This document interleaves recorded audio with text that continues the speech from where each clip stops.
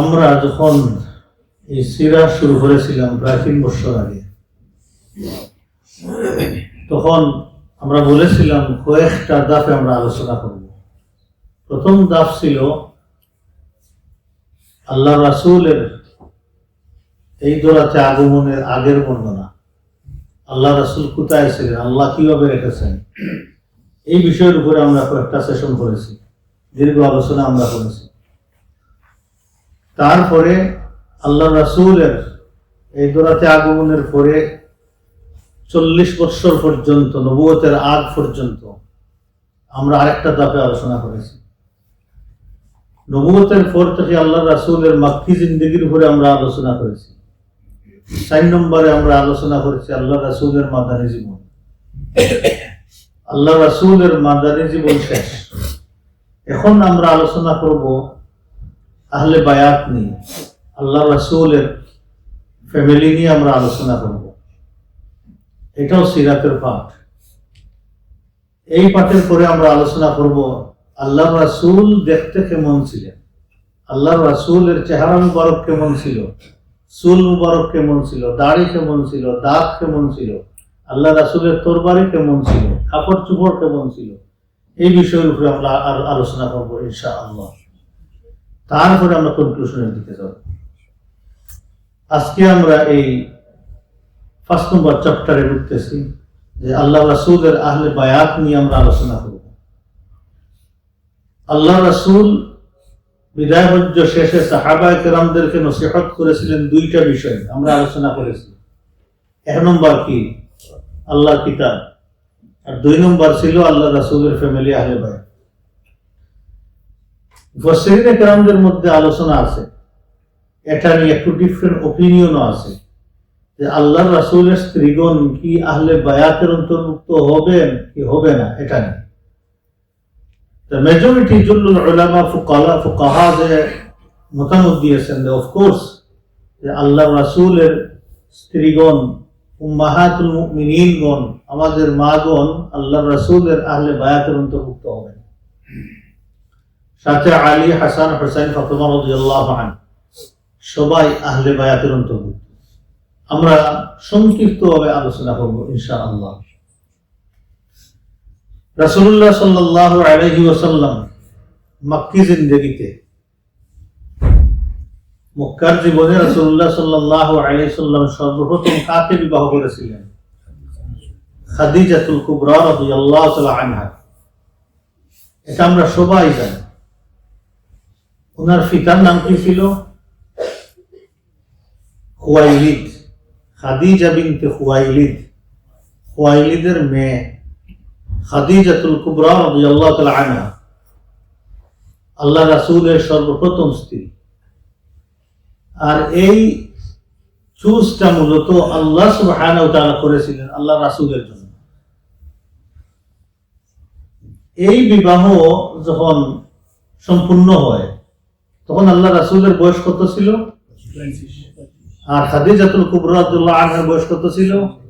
40। অর্থাৎ আল্লাহ রাসূল আরো 15 বছর পরে আল্লাহ পাকের পক্ষ থেকে নবুয়ত প্রচারের দায়িত্ব পেয়েছেন। 15 বছর আগে রাসূলুল্লাহ সাল্লাল্লাহু আলাইহি ওয়াসাল্লাম বিবাহ করেছেন 25 বছর বয়সে। এখন উনার অবস্থান কি ছিল খাদিজাতুল কুবরা রাদিয়াল্লাহু তাআলা আনহা? যে উনি খুব ধনী ছিলেন, আমরা সবাই জানি। এর চাইতে বড় দৌলত যেটা ছিল সেটা ছিল ওনার ক্যারেক্টার, ওনার চরিত্রের বর্ণনা আল্লাহ নিজে দিয়েছেন। এত উন্নত চরিত্রের, রাহমাতুল লিল আলামিনের সর্বপ্রথম স্ত্রী, যে সবচেয়ে বড় দৌলতবান ছিলেন তিনি যে ওনার চরিত্রের দিক থেকে, এবং সেই চরিত্রটা উনি লুক আফটার করেছিলেন রাহমাতুল লিল আলামিনের জন্য। তারপরে যেটা আল্লাহ সুবহানাহু ওয়া তাআলা ওনাকে অনেক দৌলত দিয়েছিলেন, অনেক আকলমন ছিলেন, বুদ্ধিমতী ছিলেন, ব্যবসায়ী ছিলেন। আর ব্যবসার মাধ্যমে যত ধন দৌলত আল্লাহ সুবহানাহু ওয়া তাআলা দিয়েছেন, ওনাদের চরিত্র ক্যারেক্টার আল্লাহ দিয়েছেন, এই সবগুলো আল্লাহ রাসূলের জন্য ওয়াকফ করে দিয়েছিলেন। পৃথিবীতে যত মুতিআ মহিলারা আছেন, আনুগত্যশীল, হাজবেন্ডের প্রতি মুতিয়া, যে আনুগত্য দেখান। বেশিরভাগ মহিলারা আনুগত্য দেখান। ইভেন আমরা আলোচনা করতেই পারি আল্লাহ রাসূলের পরবর্তীতে, আমরা কনক্লুশনে গিয়ে আমরা আলোচনা করবো এই বিষয়ে, কিছু আলোচনা করব। রাসূলুল্লাহ সাল্লাল্লাহু আলাইহি ওয়াসাল্লাম বলেছেন 4 জন মহিলা কামালিয়ত হাসিল করেছিলেন। এর মধ্যে একজন হচ্ছেন খাদিজাতুল কুবরা রাদিয়াল্লাহু তাআলা আনহা। আর অনেক পুরুষ কামালিয়ত হাসিল করেছে, কিন্তু মহিলারা কম।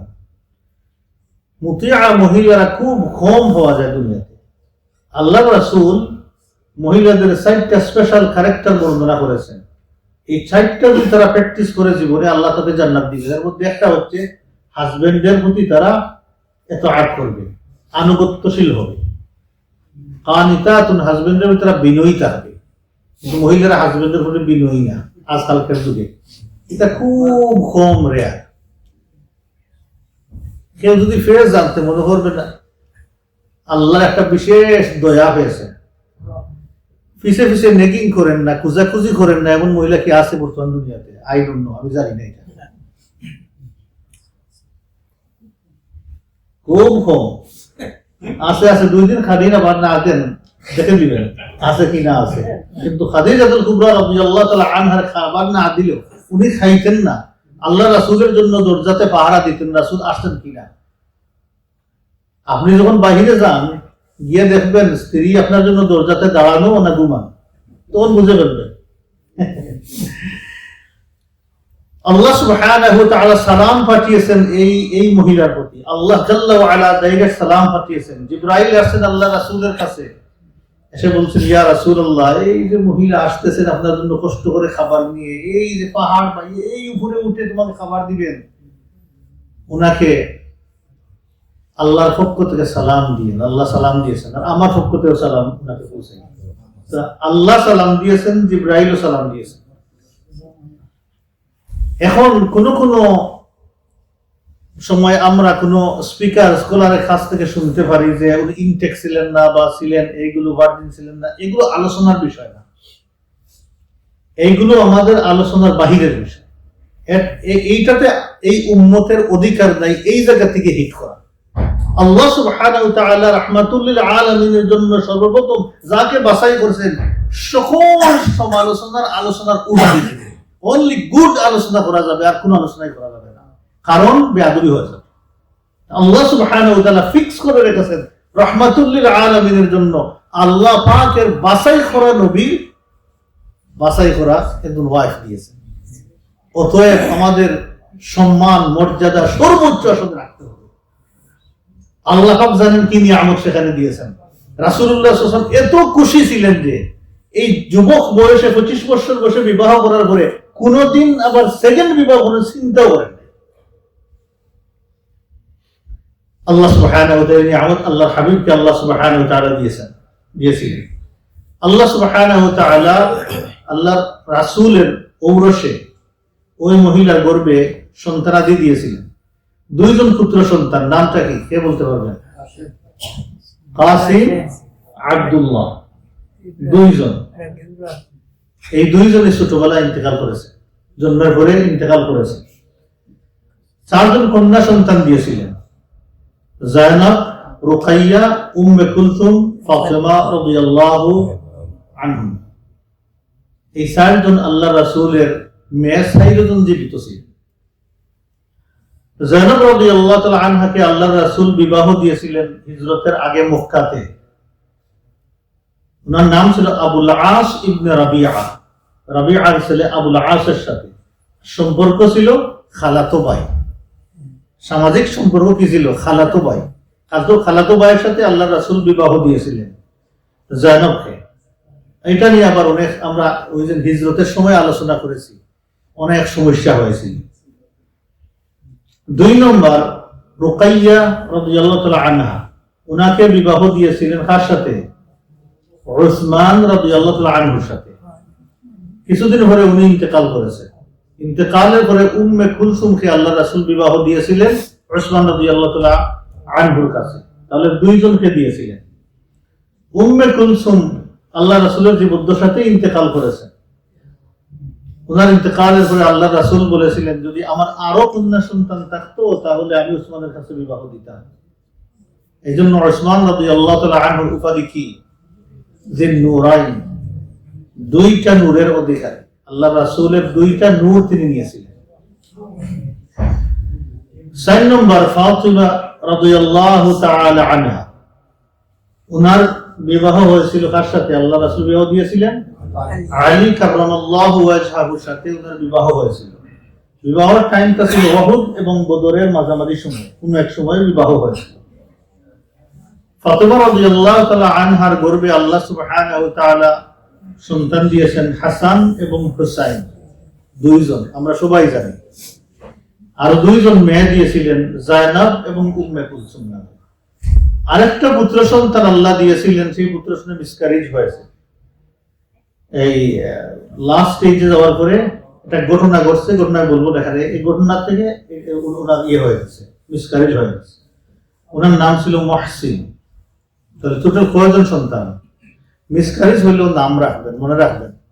মিসক্যারেজও যদি হয়ে যায় সন্তানের নাম একটা রাখবেন, এটা ফ্যামিলিকে বলে দিবেন।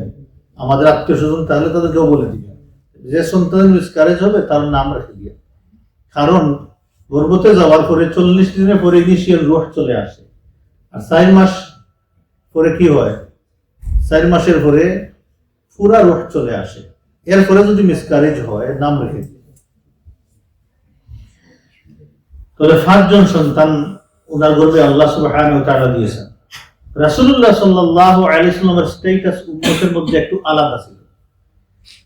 উম্মতের রুলিং ছিল যে 4 জনের বেশি বিবাহ করতে পারবেন না, কিন্তু শরীয়তের কোনো কোনো ব্রাঞ্চে আল্লাহ রাসূলের এক্সট্রা অধিকার দেওয়া হয়েছিল। আল্লাহ রাসূলকে আল্লাহ সুবহানাহু ওয়া তাআলা পারমিশন দিয়েছিলেন এই ক্ষেত্রে মোর দেন 4 আল্লাহ রাসূল রাখতে পারবেন, কিন্তু এক পর্যায়ে গিয়ে আল্লাহ সুবহানাহু ওয়া তাআলা আল্লাহ রাসূলকে নিষেধ করেছেন, লা ইয়াহিল্লু লাকান নিসাউ। আল্লাহ রাসূলকে আল্লাহ পাক এইভাবে বলেছেন, নবী এখন আর তোমার জন্য বৈধ নাই। এরপরে এখন যদি তুমি কাকে পছন্দও করো, কারো সৌন্দর্য তোমাকে অভিভূত করে, তা সত্ত্বেও আর করতে পারবে না। এক পর্যায়ে গিয়ে আল্লাহ সুবহানাহু ওয়া তাআলা নিষেধ করে দিয়েছেন আল্লাহ রাসূল। সূরাতুল আহজাবের মধ্যে আপনারা পড়লে পাবেন। রাসূলুল্লাহ সাল্লাল্লাহু আলাইহি ওয়াসাল্লামের কতজন ওয়াইফ ছিলেন? 13 জন। মোটামুটি 13 জন পর্যন্ত বর্ণনা পাওয়া যায়। আল্লাহ রাসূল যখন ইন্তেকাল করেন, দুনিয়া থেকে বিদায় হন, তখন আল্লাহ রাসূলের কয়জন স্ত্রী ছিলেন? 9 জন। আল্লাহ রাসূল 9 জন স্ত্রী রেখে দুনিয়া থেকে বিদায় হয়েছেন। রাসূলুল্লাহ সাল্লাল্লাহু আলাইহি ওয়াসাল্লামের জীবদ্দশায় 2 জন স্ত্রী ইন্তেকাল করেছেন, দুনিয়া থেকে বিদায় হয়েছেন। একজন হচ্ছেন খাদিজাতুল কুবরা রাদিয়াল্লাহু তাআলা আনহা, আর আরেকজন হচ্ছেন উম্মুল মাসাকিন জায়নাব বিনতে খুজাইমা রাদিয়াল্লাহু তাআলা আনহা। ওনাকে উম্মুল মাসাকিন বলা হয়, আমরা পরে আলোচনা করব, ওনার আলোচনা আসবে ইনশাআল্লাহ। যাক, এখন আমরা এই কয়েকজন আল্লাহ রাসূলের স্ত্রী নিয়ে আলোচনা করি। 1 নম্বর আমরা জানলাম কে ছিলেন? খাদিজাতুল কুবরা রাদিয়াল্লাহু তাআলা আনহা। 2 নম্বর সাউদা বিনতে জামআ রাদিয়াল্লাহু তাআলা আনহা। 2 নম্বর কি? সাউদা রাদিয়াল্লাহু তাআলা আনহা। মনে রাখ, আসবে সাউদা রাদিয়াল্লাহু তাআলা আনহা। রাসূলুল্লাহ সাল্লাল্লাহু আলাইহি ওয়াসাল্লাম ওনাকে বিবাহ করেছেন খাদিজাতুল কুবরা রাদিয়াল্লাহু তাআলা আনহার ইন্তেকালের কিছুদিন পরে, শাওয়াল মাসে নবুয়তের 10ম হিজরিতে বিবাহ করেছেন। উনার আগের হাজবেন্ড ছিলেন সাকরান ইবনে আমর। উনি মারা যাওয়ার পরে রাসূলুল্লাহ সাল্লাল্লাহু আলাইহি ওয়াসাল্লাম বিবাহ করেছেন। সাউদা রাদিয়াল্লাহু তাআলা আনহা 45 হিজরিতে মদিনাতে ইন্তেকাল করেছেন এবং বাকি মাকবরাতে গুরুস্থানে উনার দাফন হয়েছে। 3 নম্বর আয়েশা বিনতে আবি বকর as-সিদ্দিক রাদিয়াল্লাহু তাআলা আনহা। 3 নম্বর কে? আয়েশা রাদিয়াল্লাহু তাআলা আনহা।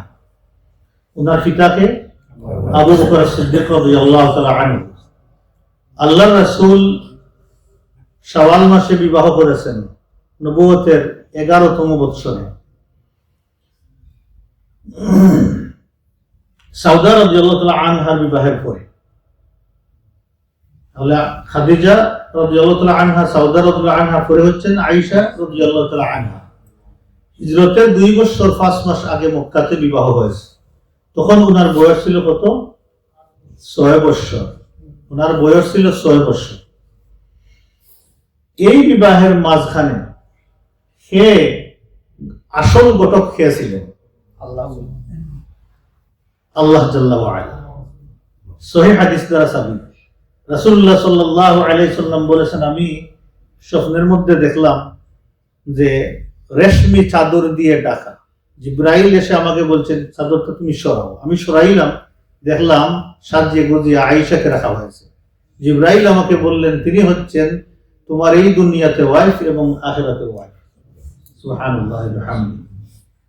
তাহলে এই বিবাহের মেইন ঘটক আল্লাহ জাল্লা ওয়া আলা। আল্লাহ পাক নিজেই এটা অ্যারেঞ্জ করে দিয়েছেন, আর জিবরাইল ছিলেন মাঝখানে। অফকোর্স এরপরে আল্লাহ রাসূলের ফ্যামিলির কিছু লোক এবং সাহাবায়ে কেরামদের ক্লোজ আত্মীয় এটা ম্যারেজের ব্যবস্থা করেছিলেন আল্লাহ রাসূলের সাথে। রাসূলুল্লাহ সাল্লাল্লাহু আলাইহি ওয়াসাল্লাম মদিনাতে চলে এসেছেন। শেষ পর্যন্ত আয়েশা রাদিয়াল্লাহু তাআলা আনহার ফ্যামিলিও চলে এসেছেন। আবু বকর রাদিয়াল্লাহু তাআলা আনহু আগে এসেছিলেন, ওনারা পরে এসেছিলেন। মদিনাতে আসার পরে 7 মাস পরে মদিনাতে আসার, ওনার বয়স হয়েছিল তখন 9 বছর। এই 9 বছর বয়সে আল্লাহ রাসূলের কাছে দিয়েছেন। তখন আল্লাহ রাসূলের সাথে কনজুমেশন হয়েছিল। আয়েশা রাদিয়াল্লাহু তাআলা আনহা বলতেছেন যে আমার আল্লাহ রাসূলের সাথে বিবাহ সম্পন্ন হওয়ার পরে আমার মা আমাকে ওই কিউকাম্বার আর কি বলতেছে একটা বাটার জাতীয় একটা জিনিস দিয়ে আমাকে খাওয়াইতেন। এই 2টা জিনিস খাইলে খুব তাড়াতাড়ি শরীর হৃষ্টপুষ্ট হয়, বড়সড় হয়ে ওঠে। আমার মা ওইটা খাওয়াইতেন, এতে করে আমি অনেক এনাফ বড় হয়ে গেছিলাম। এই 6 থেকে 9 বছর, এই 3 বছরের ব্যবধানে আমি অনেক বড় মোটাসুটা হয়ে উঠেছি। যারা আজকে ব্লেম দে তারা অনেক কিছু বুঝে না। দেখবেন 2টা আল্লাহ রাসূলের 2টা বিবাহের ব্যাপারে কাফির মুশরিক বেঈমান এবং এদের সাথে দুআফা উল মুসলিমিন দুর্বল কিছু মুসলমান আসে যোগ দেয় না বুঝিয়ে। আর এই 2টা আল্লাহ সুবহানাহু ওয়া তাআলা অ্যারেঞ্জ করেছিলেন। মূলত এই জন্য আল্লাহ পাক বলেছেন, নবী তারা তো তোমাকে অস্বীকার করে না, তোমাকে গালাগালি দেয় না, আল্টিমেটলি আমাকেই দেয়। তোমাকে যা গালাগালি দেয় সেগুলো আমার উপরে আসে পড়ে। অতএব নবী তুমি আপসেট হইও না, তোমার চাইতে আমি আপসেট হওয়ার ডিজার্ভ করি বেশি, কারণ আমাকে গালাগালি দেয়। রাসূলুল্লাহ সাল্লাল্লাহু আলাইহি সাল্লামের একমাত্র সিরাতের মধ্যে নিয়ে আসছেন যে কুমারী ছিলেন তিনি। বাকিদের ব্যাপার আল্লাহ সুবহানাহু ওয়া তাআলা বলেন একমাত্র কুমারী ছিলেন। আহাব্বুল খালক ইলাইহি ওয়া কান, তিনি আল্লাহ রাসূলের কাছে খুব মহব্বতের ছিলেন। আল্লাহ রাসূল খুব মহব্বত করতেন। এর কয়েকটা কারণ। 1 নম্বর কারণ হচ্ছে ওনার আকল বুদ্ধি, যদিও ছোট কিন্তু খুব বুদ্ধিমতী ছিলেন। আকল ছিল খুব কিউট। উনি খুব তাড়াতাড়ি একটা জিনিস সলভ করতেন, বুঝতেন এবং সেটা বোঝার জন্য আল্লাহ রাসূলের কাছে এগেইন কোয়েশ্চেন করতেন। তিনি বলেছেন সাহাবায়ে কেরামগণ আল্লাহ রাসূলকে কোয়েশ্চেন করতেন না, আল্লাহ রাসূল যা বলতেন শুনে নিতেন। আমি আল্লাহ রাসূলকে কোয়েশ্চেন করতাম, ইয়া রাসূল এটা কেমনে হইলে কেমনে হবে, এটা কিভাবে হবে, এটা আমি কোয়েশ্চেন করতাম। সুবহানাল্লাহ ওয়া বিহামদিহি। এতটা কি বোঝা যায় যে আল্লাহ পাক উনাকে বাছাই করেছিলেন উম্মতের উপকারের জন্য। 2 নম্বর, সবচেয়ে বেশি জ্ঞানী ছিলেন। 7 জন বড় বড় মুহাদ্দিসিন আছেন এই উম্মতের ভিতরে, এর মধ্যে অন্যতম হচ্ছেন আমাদের মা আয়েশা রাদিয়াল্লাহু তাআলা আনহা, মুহাদ্দিসা ছিলেন। আল্লাহ রাসূলের কাছ থেকে অনেক হাদিস বর্ণনা করেছেন, যে হাদিসগুলো অন্যান্য আমাদের মাগণ সেটা বর্ণনা করতে পারেন নাই, কারণ বয়সের কারণে। তো অটোমেটিক মেমোরি লুপ পায়, মনে করতে পারেন না। উনি তো ছোট্ট বয়স সব কিছু ক্যাচ করতেন খুব তাড়াতাড়ি এবং মেমোরি ছিল খুব শার্প, মাথার মধ্যে রাখতে পারতেন। কেন আল্লাহ পাক এই অ্যারেঞ্জমেন্টটা করলেন সংক্ষিপ্ত ভাবে বলে দিই। দেখেন, রাসূলুল্লাহ সাল্লাল্লাহু আলাইহি ওয়াসাল্লাম যখন যুদ্ধে গেছেন, অনেক সাহাবী সাথে ছিলেন। কিতাবুল মাগাজি পড়লে, কিতাবুল জিহাদ পড়লে পাওয়া যায় অনেক সাহাবী বর্ণনা করেছেন আল্লাহ রাসূল থেকে। আল্লাহর দেখেন, এই উম্মতের সবাই কিন্তু জিহাদে যাইবে না, সব উম্মত জিহাদে যেতে পারবে না, কিন্তু সব উম্মত ফ্যামিলির অন্তর্ভুক্ত হবে। ফ্যামিলি কিভাবে ম্যানেজ করতে হয়, চালাইতে হয়, এর যদি ক্লিয়ার ইনফরমেশন উম্মতের কাছে না থাকে তাহলে উম্মত সমস্যার মধ্যে পড়বে। এই জন্য একজন দরকার ছিল উম্মতের উপকারের জন্য আল্লাহর রাসূলের পাশে, যদি আল্লাহ রাসূল থেকে ফ্যামিলি সংক্রান্ত সকল বিষয়, খুঁটিনাটি বিষয় সব পাস করে দিবেন উম্মতের কাছে, এতে উম্মত উপকৃত হবে। এই উপকারের জন্য কিয়ামত পর্যন্ত এই উম্মত এনিওয়ে ফ্যামিলির অন্তর্ভুক্ত হবে। ফ্যামিলি কিভাবে চালাইতে হয়, ফ্যামিলির ইন্টারনাল বিষয়গুলো কিভাবে ডিল করতে হয়, এই সব বিষয় কে প্রিজার্ভ করেছেন? আয়েশা রাদিয়াল্লাহু তাআলা আনহা। কার জন্য করেছেন? উম্মতের জন্য। সুবহানাল্লাহ বিহামদিহি। খম্বক উম্মত কিছু আছে, আমরা খম্বক, ওরাও কাফির মুশরিকদের সাথে দেখবেন তাদের এলিগেশন রেজ করে। নাউযু বিল্লাহি মিন যালিক। বুঝে নাই উম্মুল মুমিনিন আয়েশা রাদিয়াল্লাহু তাআলা আনহা 57 অথবা 58 হিজরিতে মদিনাতে ইন্তেকাল করেন রমজান মাসে। বাকি গুরুস্তানে ওনাকে দাফন করা হয়। 4 নম্বর হাফসা বিনতে ওমর ইবনে খাত্তাব রাদিয়াল্লাহু তাআলা আনহা। হাফসা রাদিয়াল্লাহু তাআলা আনহা কার মেয়ে ছিলেন? উনি ছিলেন আর্মিরা, বিধবা। ওনার আগের হাজবেন্ড ছিল খুনাইস বিনতে হাজাতা আস-সাহমি। খুনাইস উনি ইন্তেকাল করেছেন উহুদ এবং বদরের মাঝামাঝি সময়ে তিনি ইন্তেকাল করেছেন। ওনার ইন্তেকালের পরে যখন ইদ্দত শেষ হয়েছে 3য় হিজরিতে রাসূলুল্লাহ সাল্লাল্লাহু আলাইহি ওয়াসাল্লাম বিবাহ করেছেন। হাফসা রাদিয়াল্লাহু তাআলা আনহা 45 হিজরি শাবান মাসে মদিনায় ইন্তেকাল করেছেন। ওনাকেও মকবরা বাকি গুরুস্তানে দাফন করা হয়েছে। 5 নম্বর যায়নাব বিনতে খুজাইমা রাদিয়াল্লাহু তাআলা আনহা একজন সম্মানিত মহিলা ছিলেন। যায়নাব রাদিয়াল্লাহু তাআলা আনহা, ওনার সম্পর্ক ছিল বনি হেলাল ইবনে আমর ইবনে সা'সাহা, এই ট্রাইবের সাথে ট্রাইবের অন্তর্ভুক্ত, এই ট্রাইবের বংশধর ছিলেন তিনি, যায়নাব বিনতে খুজাইমা রাদিয়াল্লাহু তাআলা আনহা। উনার প্রথম হাজবেন্ড ছিলেন আব্দুল্লাহ ইবনে জাহাশ রাদিয়াল্লাহু তাআলা আনহু, আল্লাহ রাসূলের এক বড় সাহাবী। আব্দুল্লাহ ইবনে জাহাশ রাদিয়াল্লাহু আনহু উনি শহীদ হয়েছিলেন উহুদের যুদ্ধে। শহীদ হওয়ার পরে রাসূলুল্লাহ সাল্লাল্লাহু আলাইহি ওয়াসাল্লাম ওনাকে বিবাহ করেছেন 4th হিজরিতে। বিবাহের 2 থেকে 3 মাস পরে তিনিও ইন্তেকাল করেছেন। উনি বরকতময় মহিলা, এই জন্য যে রাসূলুল্লাহ সাল্লাল্লাহু আলাইহি ওয়াসাল্লাম নিজে জানাজা পড়িয়েছেন এবং কবরের মধ্যে রেখে দাফন করেছেন, বাকিতে ওনার কবর দিয়েছেন। 6 নম্বর উম্মে সালামা রাদিয়াল্লাহু তাআলা আনহা। ওনার আগের হাজবেন্ড ছিলেন আবু সালামা রাদিয়াল্লাহু তাআলা আনহু। উম্মে সালামা রাদিয়াল্লাহু তাআলা আনহার পিতা ছিলেন হিন্দ বিনতে আবি উমাইয়া, ওনার সন্তান ছিলেন। আবু সালামার ঔরসের অনেক সন্তান, ছোট ছোট সন্তান ছিলেন। আবু সালামা রাদিয়াল্লাহু তাআলা আনহু আল্লাহর রাসূলের সাহাবী, ইন্তেকাল করেছেন। ওনার ইন্তেকালের হিজরি ছিল 4th হিজরিতে, জুমাদুল আখিরা মাসে ইন্তেকাল করেছেন। উম্মে সালামা রাদিয়াল্লাহু তাআলা আনহা তিনি বলতেছেন, ওই মুসিবতের সময় আল্লাহর রাসূলের কাছ থেকে আমি একটা দোয়া শিখেছিলাম যে মুসিবতের সময় ওইটা পড়লে আল্লাহ পাক এর চাইতে যা আমাদের কাছ থেকে ছুটে চলে যায় তার থেকে উন্নত একটা জিনিস আল্লাহ দেন, রিপ্লেস করে। এই দোয়াটা আমি আল্লাহ রাসূলের কাছ থেকে শিখেছিলাম যে ইন্না লিল্লাহি ওয়া ইন্না ইলাইহি রাজিউন, আল্লাহুম্মা আজিরনি ফি মুসিবাতি, আল্লাহ এই মুসিবতের মধ্যে আমাকে তুমি হেফাজত করো, মিন মুসিবাতি, আল্লাহ এই মুসিবত থেকে আমাকে উদ্ধার করো, ওয়াখলুফ লি খায়রাম মিনহু, আর যে জিনিসটা আল্লাহ আমার কাছ থেকে ছুটে যাচ্ছে তার রিপ্লেসমেন্ট এর চাইতে বেটার দেন। তো তিনি খুব ভালোবাসতেন হাজবেন্ডকে, অনেক সন্তান ছিল ছোট ছোট। ইন্তেকালের পরে তিনি চিন্তা করতেছেন যে আমি তো দোয়া করলাম এইটা, আমার হাজবেন্ডের চাইতে তো ভালো উন্নত আর দুনিয়াতে কেউ নাই।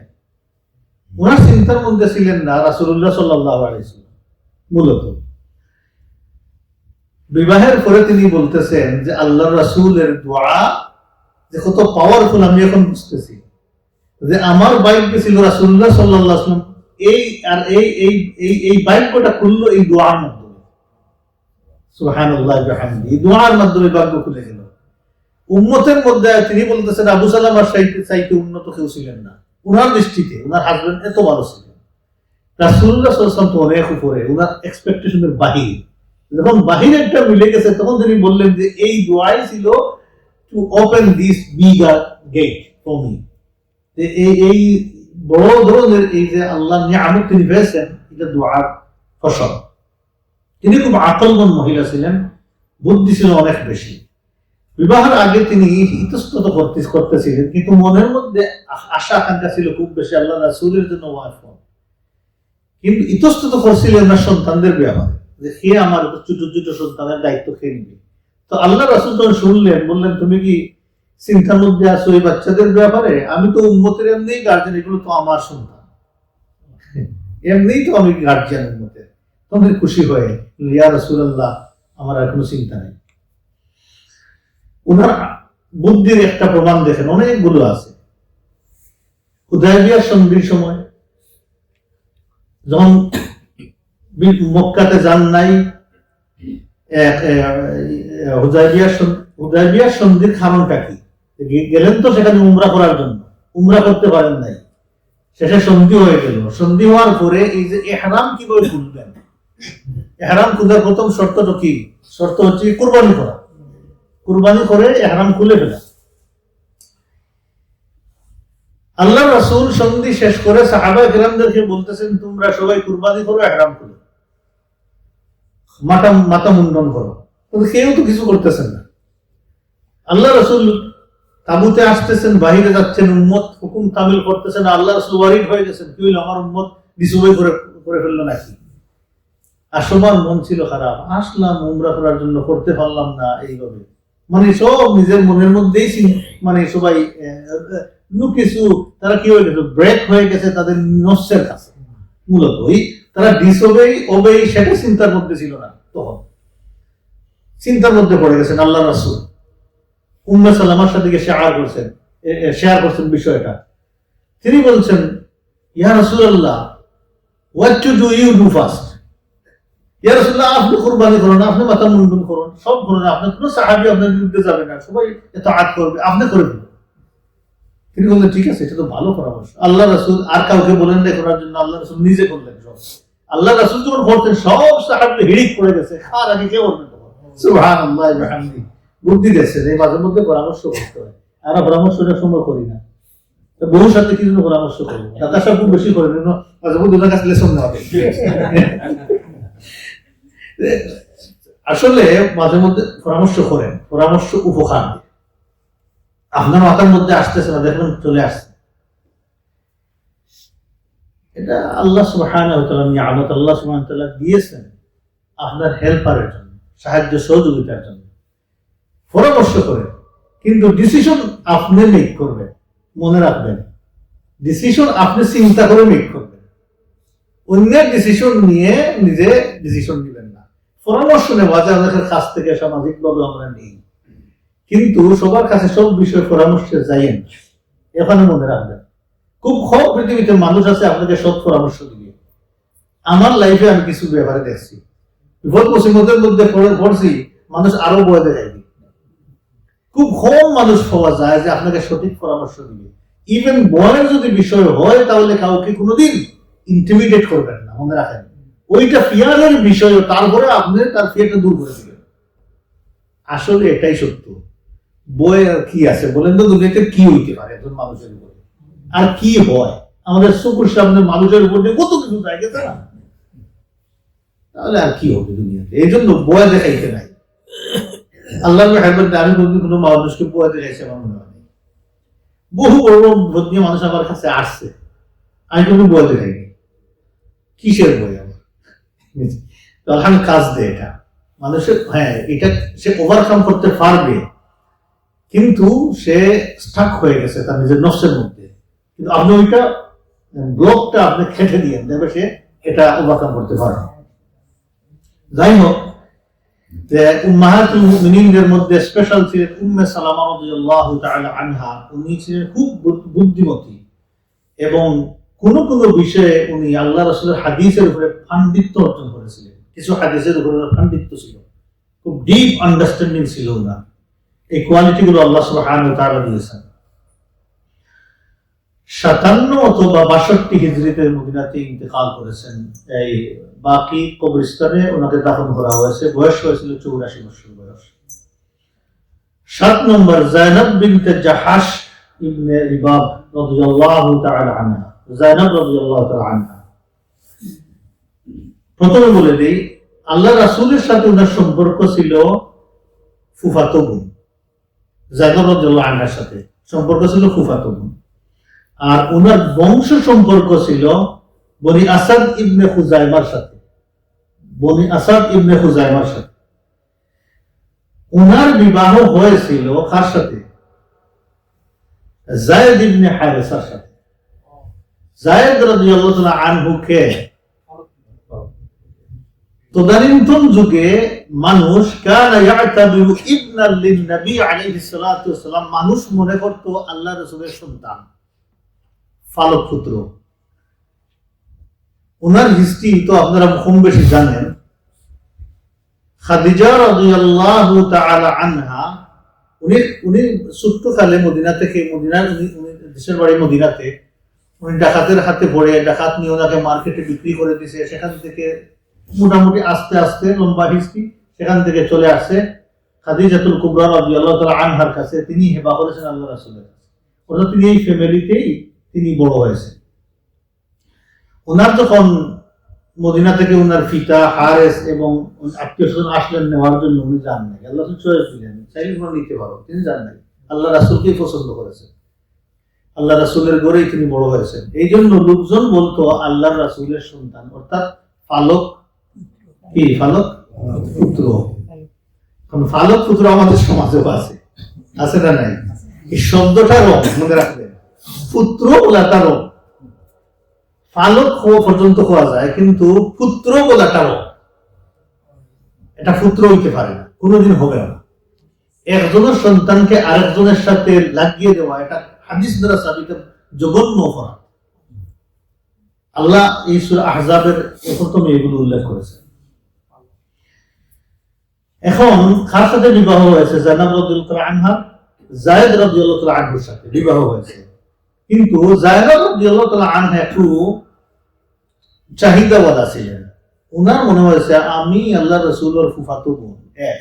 2 নম্বর, আমার বংশ এত বড়, আমি জানি যায়েদ রাদিয়াল্লাহু তাআলা আনহু আল্লাহ রাসূলের ঘরে বড় হয়েছেন, কিন্তু স্টিল মানুষ বলে ফালক পুত্র, ওনার তো বংশ নাই, ওনার অসুবিধা নাই, কিন্তু ওনার চাহিদা ছিল আল্লাহ রাসূলের সাথে। মনের মধ্যে এটা ছিল যে আই ওয়ান্ট দ্য রাসূলুল্লাহ সাল্লাল্লাহু আলাইহি ওয়াসাল্লাম, আই ডোন্ট ওয়ান্ট যায়েদ। কিন্তু ওনার জীবন চলতেছে, কিন্তু মনস্ফুত হয় নাই, মনের মধ্যে ফিট হয় নাই। এই যে বিষয়টা মনে মনে মিলতেছে না, এই বিষয়টা যায়েদ রাদিয়াল্লাহু তাআলা আনহু উপলব্ধি করতেছেন এবং বুঝে শুনে তিনি আল্লাহ রাসূলের কাছে এসে বললেন, ইয়া রাসূলুল্লাহ, আমার মনে হয় যায়েদ আপনাকে চায়, আমি ডিভোর্স দিয়ে দিই, আপনি বিবাহ করে ফেলেন। এই অফার কে দিলেন? যায়েদ রাদিয়াল্লাহু তাআলা আনহু। রাসূলুল্লাহ সাল্লাল্লাহু আলাইহি ওয়াসাল্লাম বিষয়টা কিভাবে ডিল করবেন দেখেন। আল্লাহ রাসূলের জন্য কঠিন হয়ে গেল না? মানুষ কত ধরনের কথা যে বলবে, অপবাদ দিবে আল্লাহ রাসূলকে। তদানীন্তন যুগে এটা ছিল তার সুপ্রতিষ্ঠিত একটা বিষয় যে ফালক পুত্র, অনেকেই সন্তান পালন করতেন, বলা হয়তো ফালক পুত্র। এটা খুব ওয়েল নোন ছিল তাদের সমাজে, এবং ফালক পুত্রের রুল ছিল নিজের পুত্রের মতো, অর্থাৎ তার মেয়েকে বিবাহ, তার স্ত্রীকে বিবাহ করা যাবে না, এইভাবে রুল ছিল তখন। এখন এই রুল ব্রেক হবে, চিন্তা করেন আল্লাহ রাসূলের দ্বারা এটা কেমনে হয়? এটা বিশাল একটা বিষয় না? এখন দেখেন বিষয়টা কি ঘটে। আল্লাহ সুবহানাহু ওয়া তাআলা সূরাতুল আহজাবের 37 নম্বর আয়াত নাযিল করলেন। কারণ আল্লাহ দেখলেন একটা সমাজে কুসংস্কার এস্টাবলিশড আছে, আর রাসূল ইতস্তত করতেছেন সেটাকে ভাঙতে রিমুভ করতে। অতএব আল্লাহ সুবহানাহু ওয়া তাআলা ডাইরেক্ট এখানে রুলিং দিয়ে দিলেন। সুবহানাল্লাহ ওয়া বিহামদিহি। কয়জন সাহাবীর নাম কোরআনে আসছে বলেন তো? একজন। আল্লাহ রাসূলের এত 10,000 সাহাবীর উপরে এর মধ্যে একজন সাহাবীর নাম কোরআনে। এই কোন সাহাবী? এই যায়েদ বিন হারিসা রাদিয়াল্লাহু তাআলা আনহুর নাম কোরআনের মধ্যে আছে। আল্লাহ পাক ইয়াতে ইরশাদ করতেছেন, ওয়া ইয তাকুলু লিল্লাযী আন'আমা আল্লাহু আলাইহি ওয়া আন'আমতা আলাইহি। স্মরণ করো নবী, তুমি তো বলেছিলা ওই ব্যক্তিকে, যেই ব্যক্তির উপরে আল্লাহ নিয়ামত দান করেছেন, তুমিও নিয়ামত দান করেছো, অর্থাৎ আল্লাহও রহম করেছেন, তুমিও দয়া মায়া করেছো, দয়া মায়া দিয়ে বড় করেছো। তিনি কে? যায়েদ রাদিয়াল্লাহু তাআলা আনহু। তিনি আসিয়া আপনাকে এই কথা বললেন যে আমি ডিভোর্স দেই ইয়া রাসূলুল্লাহ, আপনি নিয়ে নেন, ভালো হবে এটা। আল্লাহ রাসূল ওনাকে বলেছিলেন, আমসিক আলাইকা যাওজাকা ওয়াত্তাকিল্লাহ, না তুমি তোমার স্ত্রীকে রাখো, খবরদার এই কথা তুমি ভুলিও না। আল্লাহ রাসূলের তলকিন দিলেন, না খবরদার কি করো তুমি। আল্লাহ বলতেছে সুবহানাল্লাহ ওয়া বিহামদিহি। এই কথাটা কে বলেছেন? যায়েদ রাদিয়াল্লাহু। উনার জবানের কথা আল্লাহ কোরআনের আয়াতে দিয়েছে, আমসিক আলাইকা যাওজাকা, যে রাখো তোমার স্ত্রীকে, তুমি আল্লাহকে ভয় করো, খবরদার এই বিষয়ে তুমি কিছু বলিও না। আল্লাহ পাক বলতেছেন, ওয়া তুখফি ফি নাফসিকা মাল্লাহু মুবদি, মনের মধ্যে গোপন রাখছো কিসের ভয়ে? সমাজ খারাপ বলবেই তো, অপবাদ দিবে, এইটার ভয়ে তোমার মনের মধ্যে কি রাখছো? গোপন করে রাখছো। আল্লাহ রাসূল মনে মনে অপেক্ষা করতেছেন, যদি বিষয়টা আসলে শরীয়তের হুকুমে হয়ে যায় তাহলে আল্লাহ এটা প্রকাশ করে দিবেন। এইটাও আল্লাহ রাসূলের মনের মধ্যে ছিল। আল্লাহ পাক বলছেন, দেখেন ভয় কিসের ছিল? মানুষ ব্লেম দিবে। কিসের ভয় ছিল? মানুষের ভয়। আল্লাহ বলছেন, ওয়াতাখশান নাস, তুমি মানুষকে ভয় করতে লাগলা, ডরাইতে লাগলা। ফাল্লাহু আহাক্কু আন তাখশা, অথচ আল্লাহ ডিজার্ভ যে সবচেয়ে বেশি ভয় তো তোমার আল্লাহকেই করতে হবে। আমরা কাকে সবচেয়ে বেশি ভয় করবো? আল্লাহকে। সবচেয়ে বেশি ভয় করবো আল্লাহকে। আমরা বই করি না আল্লাহ তাআলাকে, আমরা বই করি মানুষদেরকে। আল্লাহ পাক এইটা বলে দিলেন কোরআনের ভিতরে, নবী তুমি বই করো মানুষদেরকে, আমি চাই নবী তুমি সবচেয়ে বেশি বই করো আমাকে।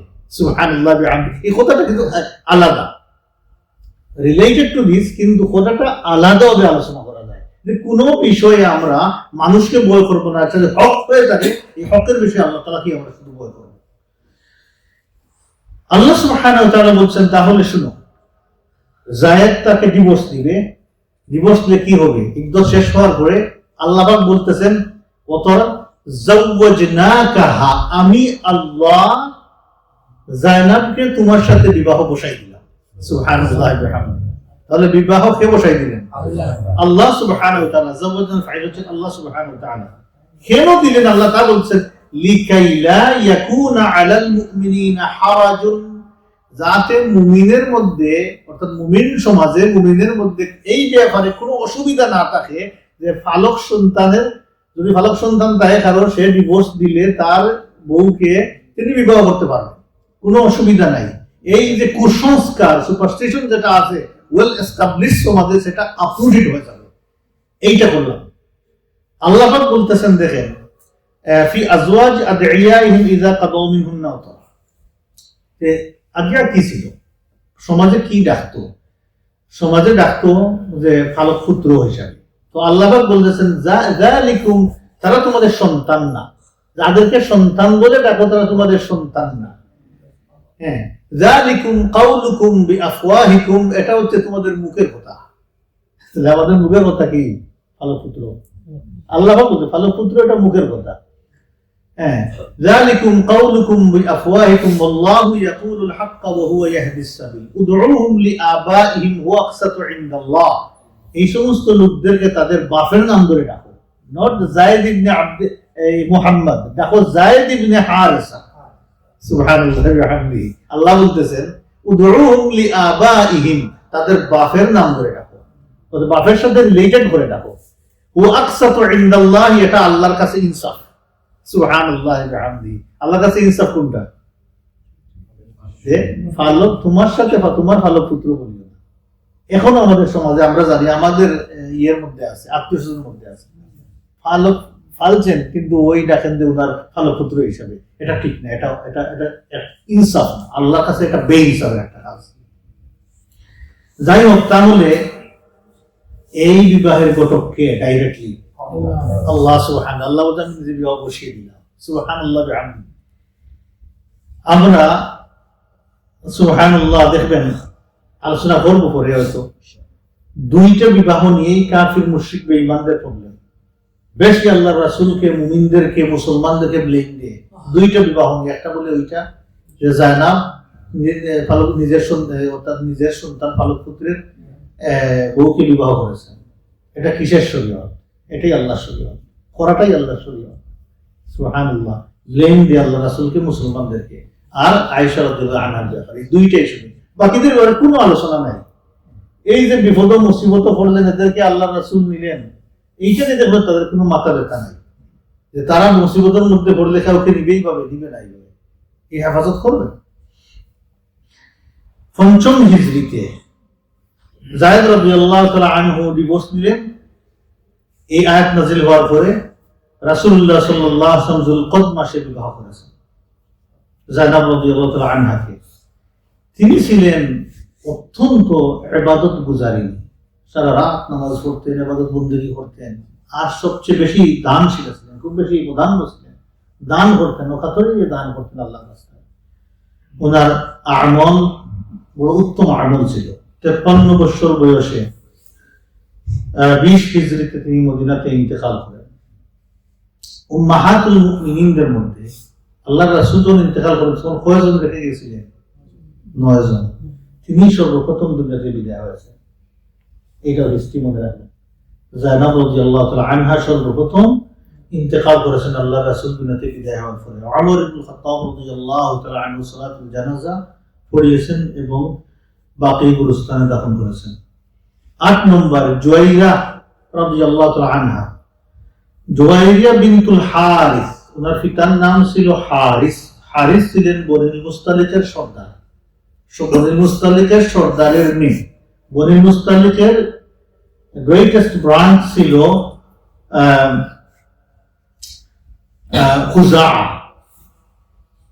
খুজাআর সাথে সম্পর্কিত ছিল। খুজাআর ছোট ব্রাঞ্চ ছিল বনিল মুস্তালিক, আর এই ট্রাইবের লিডার ছিলেন হারিস। ওনার মেয়ে ছিলেন জুয়াইরিয়া রাদিয়াল্লাহু তাআলা আনহা। রাসূলুল্লাহ সাল্লাল্লাহু আলাইহি ওয়াসাল্লাম একটা সংক্ষিপ্ত অভিযান পরিচালনা করেছিলেন বনিল মুস্তালিকের বিরুদ্ধে। সেই অভিযানে পুরা কওমটাকে তছনছ করেন নাই। সংক্ষিপ্ত অভিযান ছিল, ছোট পরিসরে। সেই অভিযানে অনেককে বন্দী করে রাসূলুল্লাহ সাল্লাল্লাহু আলাইহি ওয়াসাল্লাম নিয়ে এসেছেন। সেই বন্দীদের মধ্যে জুয়াইরিয়া রাদিয়াল্লাহু তাআলা আনহাও একজন ছিলেন। এই গনিমতের মাল ভাগ বাটুরা করে দিয়েছেন। জুয়াইরিয়া রাদিয়াল্লাহু তাআলা আনহা করেছিলেন সাবিত ইবনে কায়েস ইবনে শাম্মাস রাদিয়াল্লাহু তাআলা আনহুর অংশে, ওনার অংশে পড়েছেন। তো একজন সর্দার, লিডারের মেয়ে, বুদ্ধিশুদ্ধি তো অনেক বেশি। আল্লাহ রাসূল বললেন, আল্লাহ রাসূলের কাছে যখন সংবাদ আসলো, আল্লাহ রাসূল বললেন যে জুয়াইরিয়া একটা মুকাতাবা করতে পারে, অর্থাৎ একটা চুক্তি লিখতে পারে যে সে এই পরিমাণ টাকা পয়সা দিয়ে নিজেকে মুক্ত করতে পারবে। তিনি এটা লিখছেন, কিন্তু পরিশোধ করার তো টাকা পয়সা নেই। তো রাসূল ওটা পরিশোধ করে দিয়েছেন। আল্লাহ রাসূল পরিশোধ করার পরে তিনি স্বেচ্ছায় বললেন না, আমি তো মুসলমান হয়ে গেলাম। তিনি ইসলাম কবুল করেছেন, রাসূলুল্লাহ সাল্লাল্লাহু আলাইহি ওয়াসাল্লামকে বিবাহ করেছেন।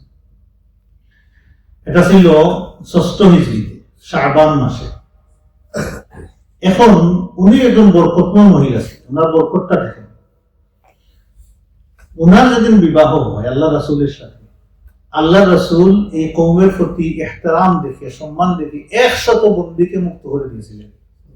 যে বন্দী ছিলেন তাদেরকে মুক্ত করে দিয়েছেন। 100 বন্দী মুক্তি করে দিয়েছেন। এদেরকে মুক্তি করার ফলে কি হইল, তারা আল্লাহ রাসূলের সাথে তাদের কি হয়ে গেল, বনিল মুস্তালিকের শাশুড়ের বংশধর হয়ে গেল তারা। আল্লাহ রাসূলের। আল্লাহ রাসূল কি হয়ে গেলেন এখন? তাদের আত্মীয়। এই আত্মীয়তা চিন্তা করে এই বন্দী সহ সমস্ত বনিল মুস্তালিক একজনও বাকি যান নাই, সবাই মুসলমান হয়ে গেছে। বলেছেন আল্লাহ রাসূলের সাথে আমাদের এখন আত্মীয়তার সম্পর্ক হয়ে গেছে, আমাদের মর্যাদা তো অনেক উপরে, আমরা কেন পিছনে পড়ে থাকবো? সুবহানাল্লাহ ওয়া বিহামদি। একজন মহিলাকে বিবাহ করার কারণে দেখেন পুরা কওম কোনো অভিযান পরিচালনা করতে হয় না, সবাই মুসলমান হয়ে গেছে। সুবহানাল্লাহ ওয়া বিহামদি। 65 বছর বয়সে 65 অথবা 55 হিজরিতে তিনি মদিনাতে ইন্তেকাল করেছেন, বাকিতে ওনার দাফন হয়েছে। 9 নম্বর উম্মে হাবিবা রাদিয়াল্লাহু তাআলা আনহা, ওনার নাম ছিল রামলা। ওনার পিতাকে ছিলেন আবু সুফিয়ান, আবু সুফিয়ানের মেয়ে রামলা, মনে আছে তো? এখন সুবহানাল্লাহ, উম্মে হাবিবা অনেক আগেই মুসলমান হয়েছিলেন। ওনার নাম কিন্তু উম্মে হাবিবা না, ওনার মেয়ের নাম ছিল উম্মে হাবিবা। মেয়ের নামে ওনাকে সবাই বলেন উম্মে হাবিবা। ওনার নাম ছিল রামলা, রামলা বিনতে আবি সুফিয়ান। ওনার হাজবেন্ড ছিলেন Ubaidullah ibne Jahsh. Ubaidullah ibne Jahsh আর রামলা ইন আর্লি স্টেজে মুসলমান হয়েছেন মক্কাতে। ওনার পিতার দিকে তাকান নাই, বংশের দিকে তাকান নাই, কারোর দিকে তাকান নাই। গোপনে গোপনে যখন মুসলমান হচ্ছেন তখন তিনি মুসলমান হয়েছেন। সুবহানাল্লাহ ওয়া বিহামদি। তাহলে দিনের প্রতি কতটুকু টান, এটাই তো বোঝা যায়। যখন মক্কাতে মুশরিকিনগণ মুসলমানদের উপরে নির্যাতন শুরু করল, তাহার কোনো উপায় নাই। মুসলমানগণ কোথায় হিজরত করেছিলেন? সর্বপ্রথম আবিসিনিয়াতে, ইথিওপিয়াতে হিজরত করেছিলেন। এই সময় উবাইদুল্লাহ এবং রামলা দুইজনই হিজরত করে কোথায় চলে গেলেন? হাবাসাতে চলে গেলেন। সেখানে যাওয়ার পরে ঘটনা ঘটল কি, উবাইদুল্লাহ ইবনে জাহাশ মুরতাদ হয়ে গেল, খ্রিস্টানিটি গ্রহণ করলো, মুরতাদ হয়ে গেল। মুরতাদ হওয়ার সাথে সাথে উনি বহু বুঝাইলেন, চেষ্টা করলেন, কিন্তু দেখলেন ব্যর্থ। তারপরে তিনি তাকে ছেড়ে, যাও তুমি আমার কাছে আসলে না। তিনি দিনের মধ্যে দায়ী কায়েম রয়ে গেলেন, উম্মে হাবিবা রাদিয়াল্লাহু আনহা। সেখানে অল্প কিছুদিনের পরে উবাইদুল্লাহ ইবনে জাহাশ মারা গেল। আয়রে খুফা, কত কঠিন মুসিবতের সময় মুসলমান হওয়া। দেখেন কবরে যে ঈমান লইয়া যাইবেন, কি গ্যারান্টি আছে? তারপরে প্রথম হিজরতের সওয়াব নিলেন, কিন্তু সেখানে যাওয়ার পরে কত ভ্রষ্ট হয়ে জাহান্নামের আগুনে চলে গেলেন। এটাই হচ্ছে গিয়ে কপাল। কোথায় নিয়ে গেছে ওনাকে? উম্মে হাবিবা রাদিয়াল্লাহু তাআলা আনহা দুঃখ কষ্ট দেখেন কি পরিমাণ ওনার এখন বাড়ছে। চিন্তা করেন, পিতা নাই, ব্রাদাররা নাই, আত্মীয়স্বজন মক্কার কেউ নাই, ওনার আত্মীয়ের মধ্যে কেউ নাই, এবং হাজবেন্ড ছিলেন সেও নাই। কত দুঃখ না? একদিনের জন্য কি স্যাক্রিফাইস, একটু চিন্তা করেন। সুবহানাল্লাহ ওয়া বিহামদিহি। তার রিওয়ার্ডটা কি দেখেন।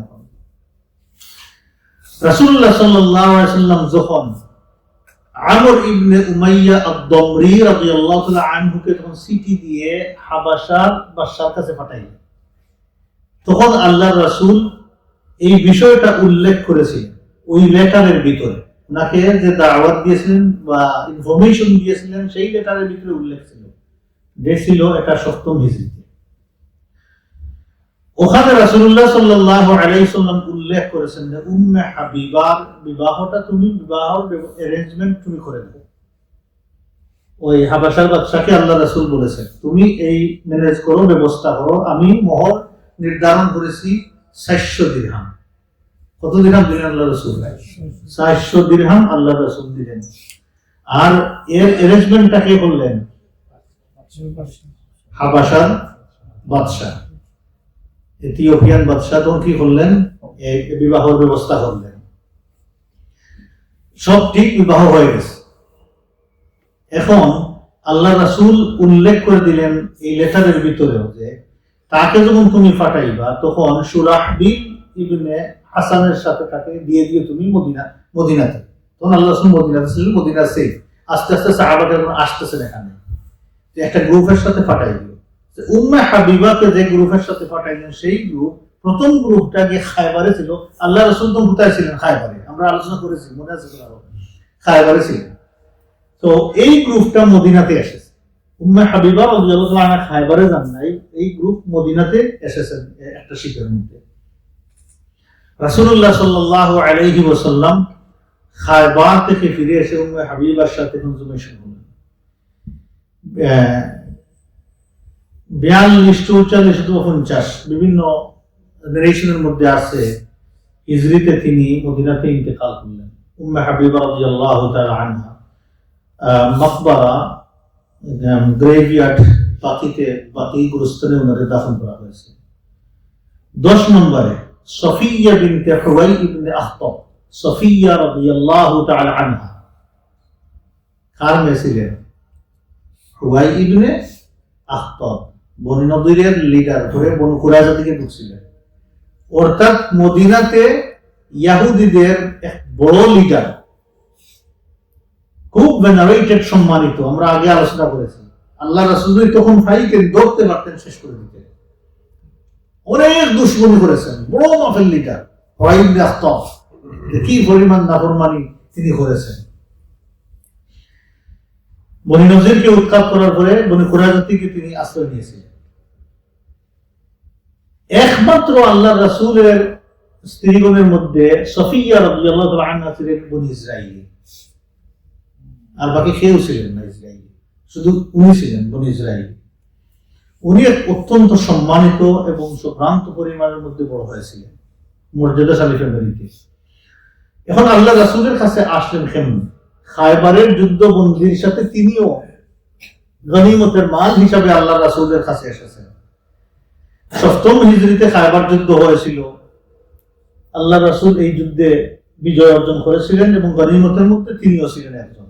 ওনার আগের হাজবেন্ড ছিল কিনানা ইবনে আবিল হুকাইক। কিনানা ইবনে আবিল হুকাইক আমরা আলোচনা আগে করেছিলাম। তিনি এই যুদ্ধে নিহত হয়েছিলেন। আল্লাহ রাসূল যখন গনিমতের মাল বন্টন করেছেন, তখন সফিয়া রাদিয়াল্লাহু তাআলা আনহা পড়েছিলেন একজন সাহাবীর পাশে।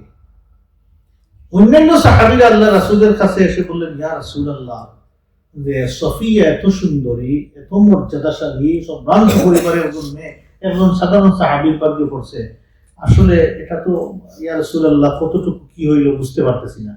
আমরা রিকোয়েস্ট করি ইয়া রাসূলুল্লাহ আপনি বেক করে নিয়েন। সাহাবায়ে কেরামদের রিকোয়েস্টের কারণে রাসূল সাল্লাল্লাহু আলাইহি ওয়াসাল্লাম নিয়ে নিয়েছেন। আল্লাহ রাসূল বুঝতে পেরেছেন যে এটা হবে আর একটা দাওয়াতি রিজন। আল্লাহ রাসূল বেক করে নিয়েছেন ওনাকে অন্য একজন দিয়ে। রাসূলুল্লাহ সাল্লাল্লাহু আলাইহি ওয়াসাল্লাম সফিয়া রাদিয়াল্লাহু তাআলা আনহাকে দুইটা চয়েস দিয়েছিলেন। বলেন, সফিয়া তুমি দেখো, যে তুমি যদি ইসলাম কবুল করো তাহলে কবুল করো আর আমার সাথে বিবাহ বসো, তাহলে তোমার একটা চয়েস, তুমি আমাদের সাথে আমাদের ফ্যামিলির অন্তর্ভুক্ত হয়ে যাবে, তুমি তোমার মর্যাদা অনেক উপরে চলে যাবে। তুমি যদি চাও তাহলে ইসলাম কবুল করো, মুসলমান হও, আমি তোমাকে বিবাহ করবো।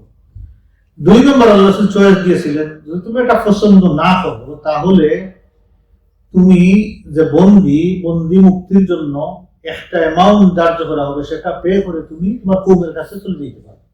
আল্লাহ রাসূল এই চয়েস দিয়েছিলেন।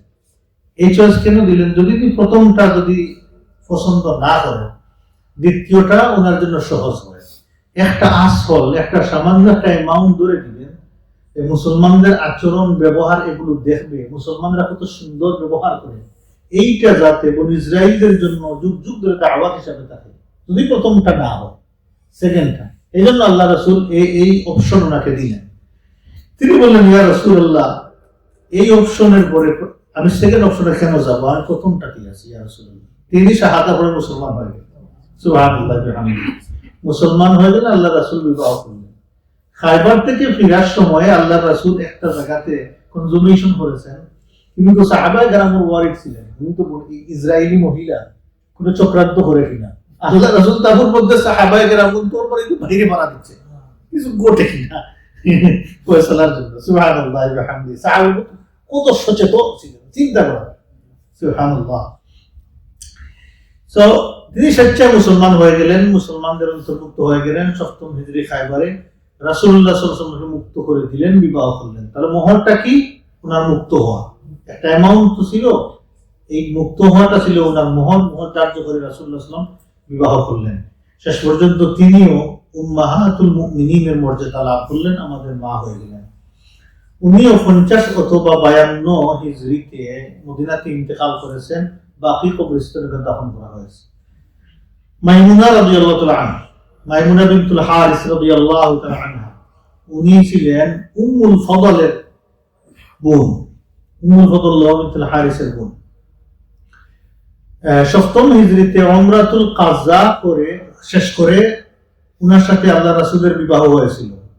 মক্কা থেকে ফিরার সময়ে শরীফ নামক একটা জায়গাতে আসার পরে আল্লাহ রাসূলের সাথে উনার কনজুমেশন হয়েছিল। 62 হিজরিতে তিনি ইন্তেকাল করেন ওই শরীফে, যার কারণে ওই জায়গার মর্যাদা সৌদারের মধ্যে এখনো অনেক বেশি উনার কারণে, যে মাইমুনা রাদিয়াল্লাহু তাআলা আনহার কারণে ওই জায়গা অনেক প্রসিদ্ধি হয়ে যায়। এই কয়জন আমরা আলোচনা করলাম, টোটাল 11 জন, 12, 13 আর 2 জন। আচ্ছা দেখি, নাদির রেয়ার বন্যার মধ্যে পাওয়া যায় আরো 2 জনের কথা, যে একজন ছিলেন বনি কিলাবের অন্তর্ভুক্ত আর একজন কিন্দার অন্তর্ভুক্ত, কিন্তু সহিহ রিলেশনের মধ্যে ডিটেইলস কোনো বর্ণনা পাওয়া যায়নি। অতএব আমরা আগে বলেছিলাম 13 জন, আর এখন আমরা বর্ণনার মধ্যে পাইলাম 11 জন। নাদির রেয়ার বর্ণনার মধ্যে পাইলাম 2 জন, সো টোটাল 13 জন। আল্লাহু আ'লাম, সিরাতবিদরা বলছে আল্লাহ তাআলা। আল্লাহ রাসূলের 2 জন দাসী ছিলেন। প্রথমত একজন ছিলেন মারিয়া কিপ্তিয়া, মনে আছে তো? আল্লাহ ওনার গর্ভে একটা সন্তান দিয়েছিলেন, নামটা কি? ইব্রাহিম। মারিয়া কিপ্তিয়াকে দান করেছিলেন মিশরের বাদশা মুকাউকিস, হেবা করেছিলেন, গিফট করেছিলেন আল্লাহ রাসূলকে। তো রাসূলুল্লাহ সাল্লাল্লাহু আলাইহি ওয়াসাল্লাম ওনাকে মহব্বত করতেন, পছন্দ করতেন। আল্লাহ ওনার গর্ভে সন্তান দিয়েছিলেন ইব্রাহিম। প্রায় বছর খানিক বেঁচে ছিলেন। ইন্তেকালের দিন কি হইল, ওই সোলার ইক্লিপস হইল, সূর্যগ্রহণে ধরল। তখন অনেক মানুষ মনে করলো, দেখো আল্লাহ রাসূলের সন্তান ইব্রাহিম মারা গেছে, যার কারণে আকাশ কাঁপতেছে, এই অবস্থা সেই অবস্থা। আল্লাহ রাসূল বললেন না, এই সূর্যগ্রহণ যে ইব্রাহিম মারা যাওয়ার কারণে হয়নি, এটা অন্য কারণে হয়েছে, অর্থাৎ এটার সাথে এটা কোনো রিলেশন নেই, এটা এমনিতেই হয়েছে। তো রাসূলুল্লাহ সাল্লাল্লাহু আলাইহি ওয়াসাল্লাম ওনাকে দাফন করতেছে, কিন্তু চোখ দিয়ে পানি পড়তেছে। সাহাবারা বললেন, ইয়া রাসূলুল্লাহ, আপনি কি কাঁদেন? আল্লাহ রাসূল বললেন, আমার চোখও কাঁদে, অন্তর ব্যতীত, কিন্তু আমার মুখ দিয়ে আল্লাহর অসন্তুষ্টিমূলক কোনো কথা আমরা বলি না। আল্লাহ রাসূলের চোখ দিয়ে পানি পড়তেছিল। উনি ইন্তেকাল করার পরে মুশরিকিনগণ আল্লাহ রাসূলকে অপবাদ দিতে শুরু করলেন, তিনি একদম আটকুরা হয়ে গেছেন, আর কিচ্ছু ওনার। আল্লাহ পাক বললেন, নাশানিয়াকা হুয়াল আবতার, নো, তারাই আটকুরা, রাসূল না। তাহলে একজন ভাইলাম মারিয়া কিপ্তিয়া। 2 নম্বর হচ্ছেন গিয়া রাইহানা, উনিও গনিমতের মালের সাথে এসেছিলেন যুদ্ধবন্দী হিসাবে। বনি কুরাইজা অথবা বনি নজিরের এই যে যুদ্ধবন্দী ছিলেন, সেখান থেকে উনি নিয়ে আসছেন। রাসূলুল্লাহ সাল্লাল্লাহু আলাইহি ওয়াসাল্লাম নিজের জন্য ওনাকে পছন্দ করেছেন। কোন বর্ণনার মধ্যে আছে আল্লাহ রাসূলকে স্বাধীন করে, মুক্ত করে বিবাহ করেছেন, ওয়াইফের মর্যাদা দিয়েছেন। কিন্তু হাফিজ ইবনুল কাইয়্যিম রাহিমাহুল্লাহ তিনি বলতেছেন না, আগের কথাই সহিহ, আল্লাহ রাসূল উনাকে রেখেছেন একজন বাদী হিসাবে, আল্লাহ রাসূল রেখে দিয়েছিলেন। আবু উবাইদা রাদিয়াল্লাহু আনহু বলতেছেন, আল্লাহ রাসূলের আরো 2 জন দাসী ছিলেন। একজন ছিলেন জামিলা, খুনের যুদ্ধবন্দীতে বন্দী হয়ে এসেছিলেন গনিমত হিসাবে, আর আরেকজন ছিলেন জারিয়া। উনি মূলত যায়নাব বিনতে জাহাশ রাদিয়াল্লাহু আনহু দান করেছিলেন আল্লাহ রাসূলকে। তাহলে আরো 2 জন পাইলাম, জামিলা আর জারিয়া, 2 জন পাইলাম। এখন আমরা একটা সংক্ষিপ্ত আলোচনা করি, 2টা পয়েন্ট। 1 নম্বর, এই সকল বিবাহর পিছনে হিকমতটা কি? এইটা 1 নম্বর হিকমত ছিল যে দ্বীনের প্রিজার্ভেশন, দ্বীনের হেফাজত, আল্লাহ রাসূলের হাদিস কালেকশন, আল্লাহ রাসূলের জীবন চরিত্রকে তিনি হেফাজত করবেন উম্মতের জন্য। এটা মেইন টার্গেট ছিল ইসলামে কিভাবে কনসলিডেট করা যায়, দ্বীনকে সুপ্রতিষ্ঠিত করা যায়, এটা ছিল 1 নম্বর পারপাস। 2 নম্বর পারপাস ছিল ইসলামকে কিভাবে খুব সহজেই প্রচার করা যায়, এবং তাআউন করা যায়। 3 নম্বর, যে কিভাবে একজন আরেকজনকে সাহায্য সহযোগিতা করা যায়। এই 3টা মেইন কারণে আল্লাহ রাসূল বিবাহ করেছেন। আল্লাহ রাসূল কুদওয়াতুনা, আমাদের উসওয়াতুন হাসানা, উত্তম আদর্শ রাসূলুল্লাহ সাল্লাল্লাহু আলাইহি ওয়াসাল্লাম। আমরা জীবনে যাই করব আল্লাহর সন্তুষ্টির জন্য, আল্লাহর দিনের জন্য করব। আল্লাহ রাসূল এই কারণে করেছেন। আল্লাহ রাসূল না করলে এই পৃথিবীর কোনো মানুষ যদি কাজ করে, কোনো মুসলমান ইসলামের ভিতরে কোনো কিছু করে, তাহলে আপনিও মানবেন না, আমিও মানব না, ব্লেম তো রাখে দিব, আমরা মারবো। এখন আল্লাহ রাসূল করে এই দরজাটা খুলে দিয়ে গেছেন আমাদের কল্যাণের জন্য। এতে কি কোনো সন্দেহ আছে? আমরা যা আলোচনা করলাম এর মধ্যে কি পাইলাম আমরা? কি আল্লাহ রাসূল নিজের কোনো ইচ্ছা এসে একটাও করেছেন? একটাও নাই, সব ইসলামের জন্য। সুবহানাল্লাহ ওয়া বিহামদি। এই বিষয়টাই আমরা জানলাম আজকে সিরাত আলোচনা করে। 2 নম্বর, যে আমরা আগে আলোচনা সামান্য করেছি, যে কাফির, মুনাফিক, ইহুদি, নাসারাগণ, যে 2টা বিবাহের ব্যাপারে তারা খুব বেশি খারাপ প্রচার করে, আল্লাহ রাসূলকে ব্লেম দিয়ে, মুসলমানকে ব্লেম করে, কিন্তু তারা এই কাজগুলো করে, কিন্তু মুসলমানদের ব্লেম দিয়ে। এর সাথে গিয়ে সবচেয়ে দুঃখের বিষয় হচ্ছে যে দুআফাউল মুসলিমিন, যে কিছু মুসলমানরা গিয়ে তাদের সাথে গিয়ে জয়েন হয়ে যায়। এই খারাপ কথাগুলো জবাব দিতে না পেরে তারা নিজেদেরকে দোষারোপ করা শুরু করে দেয়। এর মাধ্যমে নিজের ঈমান, আমল সব ধ্বংস করে দেয়। এই ব্যাপারে সতর্ক থাকতে হবে। তাহলে আমরা 2টা বিষয় আমরা সংক্ষিপ্তভাবে আলোচনা করলাম। 3 নম্বর যে বিষয়, সেটি হচ্ছে গিয়ে রাসূলুল্লাহ সাল্লাল্লাহু আলাইহি ওয়াসাল্লামের স্ত্রীগণ স্ট্যাটাসটা কি উম্মতের ভিতরে, এটা জানা দরকার সবার। বলেন তো স্ট্যাটাস কি? মার স্ট্যাটাস, মাদার,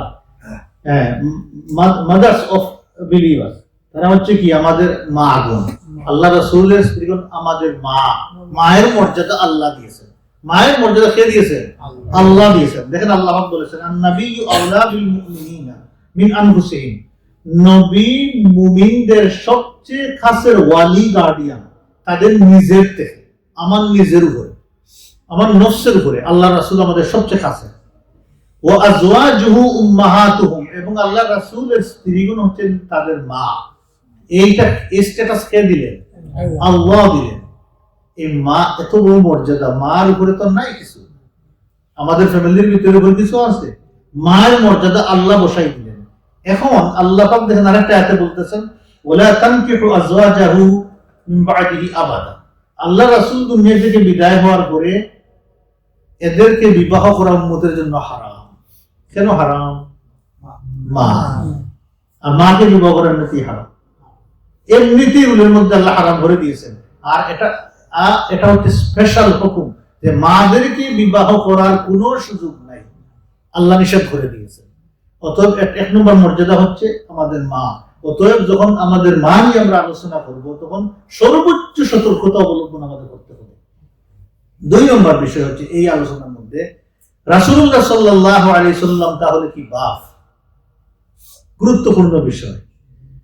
রাসূলকে আল্লাহ পাক আমাদের জন্য ওয়ালি বলেছেন, আউলা বলেছেন, সবচেয়ে বড় গার্ডিয়ান বলেছেন, সবচেয়ে কাছে বলেছেন।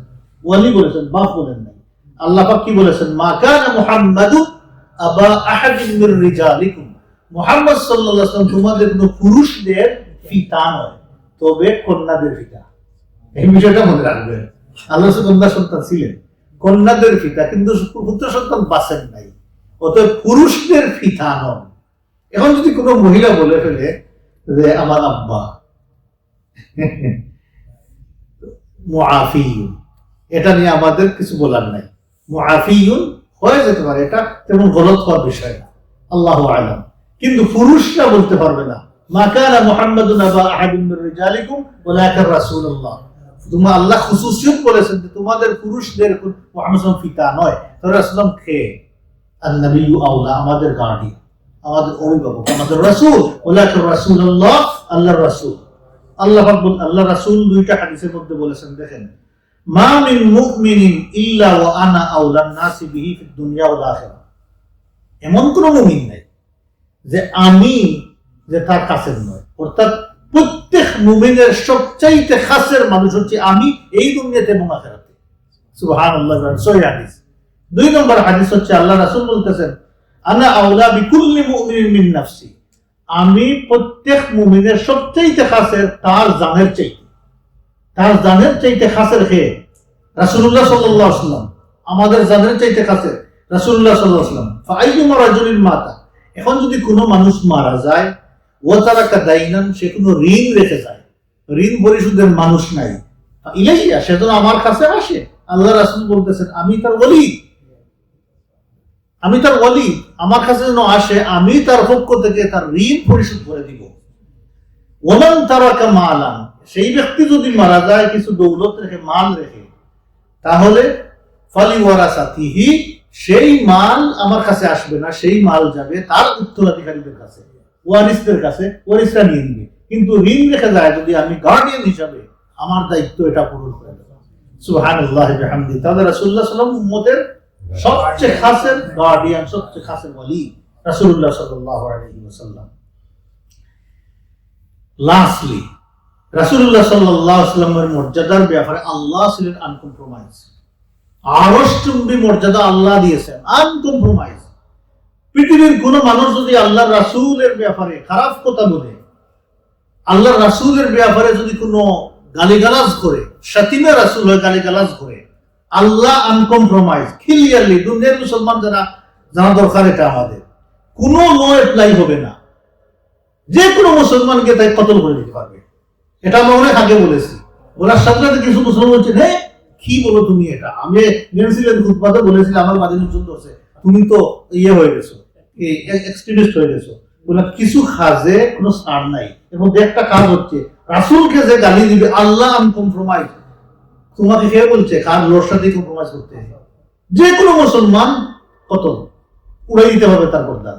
এই গর্দান যদি উড়াই দিই, কারণটা কি? আল্লাহ থেকে কয়বার বলছেন কোরআন এবং হাদিসে, তোমার চাইতে, তোমার নফসের চাইতে প্রায়োরিটি রাখছো। বলে আমার কিসের নফস আবার এখানে? এটা কোনো লো অ্যাপ্লাই করে না। সমস্ত ফিকার কিতাব খুলে দেখেন, শাতিবে রাসূলের কোনো লো নাই, যে কোনো মুসলমান ক্যান টেক দ্য অ্যাকশন। এটা ওপেন লো করে দেওয়া হয়েছে সারা মুসলমানদের কাছে।